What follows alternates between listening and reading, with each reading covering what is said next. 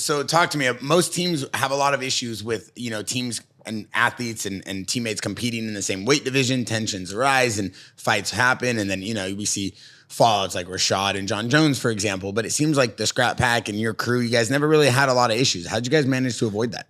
We were always just very clear we weren't going to fight each other. Like me and Nick, no way we'd fight each other. And at the time, Gil and Nate were fighting 55s, and there was no way to fight each other under any circumstances. So it was just very clear.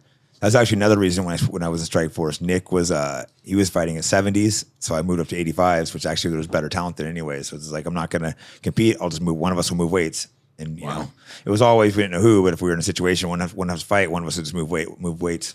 And who would help you guys mediate this? It seems like all of you guys are at the same level of testosterone and talent. So it seems like you guys for 20 years have been able to figure it out as a crew. It was just very clear that we held loyalty to each other. We never fight, so we didn't really have to. It was very clear.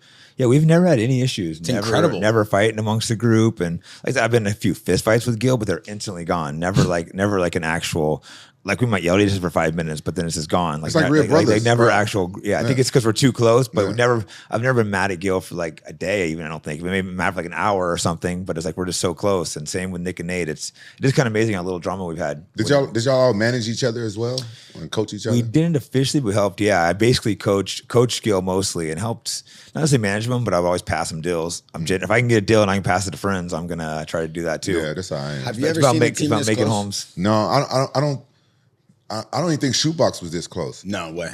Those guys all were backstabbing each other towards the end. Yeah, of they all their breaking career. up They now. all broke I up. didn't None of us went after each other's girls. None of that. That's an incredible story. Like in MMA, that needs to be a documentary about. Because one thing too that I feel you guys touched upon, but it doesn't get enough credit. None of them were superstars. They all came up the ranks with each other. They all iron sharpens iron. Like they all made absolutely each other. nothing. We were all like poor, basically street kids, and then none of them. Gil was probably the richest one, and he was a poor kid in Mexico.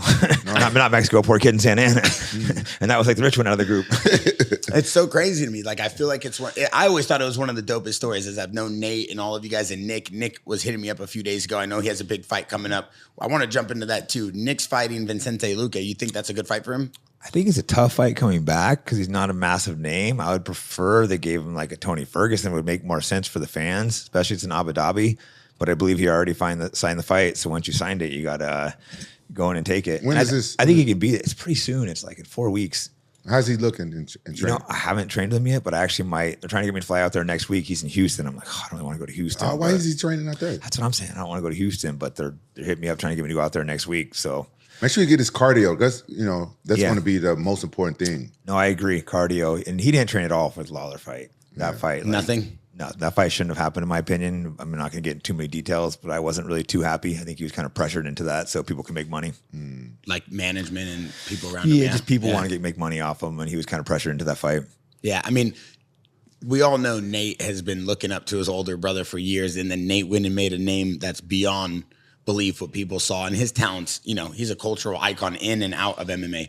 But Nick is the god of war. I mean, he is one of the baddest dudes to ever do it. And he brought that whole era of like going down on your shield. Do you feel like he still has it in him to go out there and kind of put on a big show, a big win? I mean, the fact that he fought Robbie Lawler with zero training in 5 years, and like, I was freaked out watching that. I thought I was gonna get embarrassed, and he put on a freaking war. Did you guys fight? I'm like, he lost, but like he went just 2 rounds. For a second, look, he might even come back and win. I'm like, holy shit, with no training. So I think he still can go out there. It shows that he has the heart still, and now he's training. Like I said, I can't say how hard. I know he is actually training now, so that's why hopefully I'll get out there next week and push him. I would like a little more time. He's got like 4 weeks. That's so quick. He's been training though, right? He's been training, but I don't think quite at the pace he should be. He needs. I think they finally just flew a trainer out there for him. Now they're trying to get me to come out.